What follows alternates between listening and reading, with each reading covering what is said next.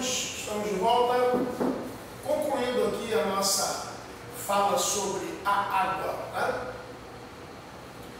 Amigos, a água é a substância química mais abundante em qualquer ser vivo. Isso aí a gente já tem que ter na cabeça. Não há nenhuma substância encontrada em qualquer ser vivo que seja em volume maior que a água. Então, a água é a substância. Existem várias formas de se perguntar isso num concurso, numa questão, numa prova. Né? Qual é a substância que existe em maior quantidade em qualquer ser vivo? Água. Qual é o composto inorgânico que existe em maior quantidade em qualquer ser vivo? Água. Então, eu mudei um pouquinho a pergunta, a resposta continua sendo água. Essa resposta só vai mudar se eu perguntar qual o composto orgânico. Aí é uma pegadinha, cuidado. Qual o composto orgânico encontrado em maior quantidade? Aí já deixou de ser água, passou a ser as proteínas.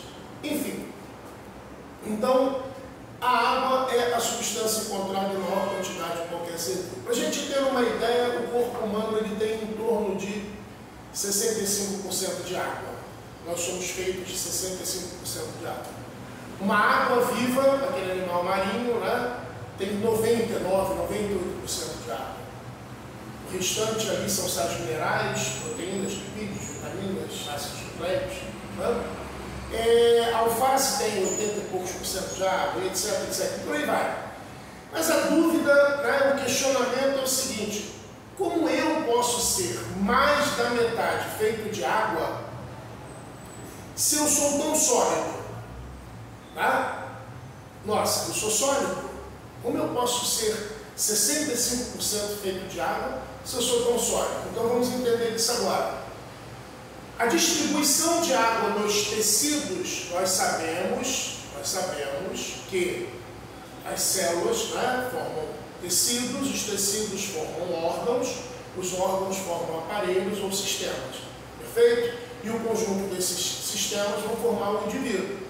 Então tudo começa nas células que vão formar os tecidos que vão formar os órgãos. Correto? Então o volume de água dentro dessas células, dentro desses tecidos, ele obedece a alguns princípios. Primeiro princípio: espécie. As espécies mais primitivas, mais simples, como a água viva, por exemplo, vão ter maior quantidade de água nas suas células, porque tem menos estruturas diferentes. Né? Quanto maior a quantidade de estruturas diferentes no corpo, mais diferente será a distribuição de água entre essas estruturas. Taxa metabólica. Amigos, cuidado aqui. Quanto maior a atividade metabólica de um tecido, maior a atividade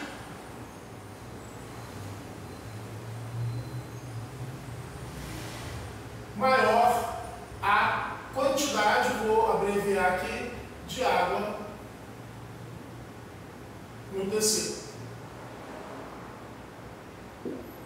Então, tecidos que têm elevada atividade metabólica, eles vão conter mais água. Exemplo, tecido que nós temos no corpo humano que tem a maior atividade metabólica ainda é o sistema nervoso, ainda é o tecido nervoso.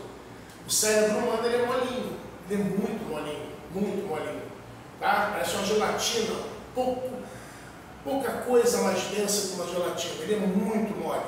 Por quê? Porque ali eu tenho uma alta atividade metabólica. A pele, depois disso, também tem uma alta atividade metabólica, né? Muitas reações químicas acontecendo nas células que produzem a nossa pele. Né? Toda hora a gente vai perdendo pele, a gente tem que ter novas células sendo produzidas. Atividade metabólica alta requer mais quantidade de água, porque a água, lembrem, ela é solvente universal. Ela participa das reações químicas. Então, onde eu tiver maior quantidade, maior atividade metabólica, eu vou ter maior quantidade de água, e o inverso é verdadeiro. Aonde eu tiver menor atividade metabólica, eu vou ter menor quantidade de água. E, nesse caso, eu vou ter um tecido mais duro.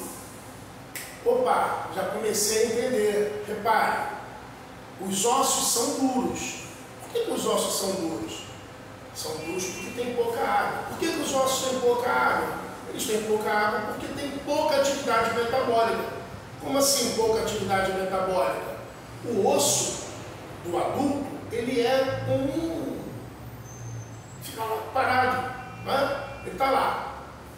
Entra um cálcio, sai um cálcio, entra um fosfato, sai um fosfato, mas ele fica no básico, ele não precisa trabalhar muito. Quando um osso de um adulto vai trabalhar? Quando quebra, quem vai ter que calcificar, mas fora isso, aquele osso, ele já está formado, ele já está quietinho lá, por isso ele é duro, ele tem pouca água, por isso o cérebro é mole, ele tem muita água, perfeito? Então, entendemos agora, quanto maior a atividade metabólica, maior a necessidade de água, correto? Muito bem. E a idade, vamos voltar à história dos ossos? Vamos voltar à história dos ossos. Eu não posso comparar o osso de um recém-nascido ao osso de um adulto. Primeiro, o osso de um recém-nascido tem que crescer para que ele se torne adulto. Então, a taxa metabólica do osso do recém-nascido, ela é maior do que a taxa metabólica do osso do adulto. Se eu tenho um tecido, dois tecidos iguais, mas com idades diferentes, aquele mais jovem, para chegar a ser adulto, ele tem que trabalhar muito. E trabalhar muito significa dizer atividade metabólica, correto? Atividade metabólica é esta que demanda consumo e participação de água. Então, por isso os ossos do recém-nascido são molinhos, porque ali tem muita água. Então, se eu comparar, por exemplo, o cérebro de um idoso de 90 anos, eu percebo claramente que ele é mais denso. Ele não é sólido, mas ele é mais denso. A quantidade de água ali diminuiu. Perfeito? Então eu vou ficar bebendo água, um monte de água o tempo todo, que isso nunca vai acontecer? Claro que não. Isso é uma coisa natural da atividade metabólica. A curva metabólica, ela sobe, chega uma hora que estabiliza e chega uma hora que começa a cair, independente se você vai beber água ou não. Beber água é fundamental. Beber água em excesso, não. Ok? Então, meus amigos, daqui a pouco a gente volta com os sais minerais.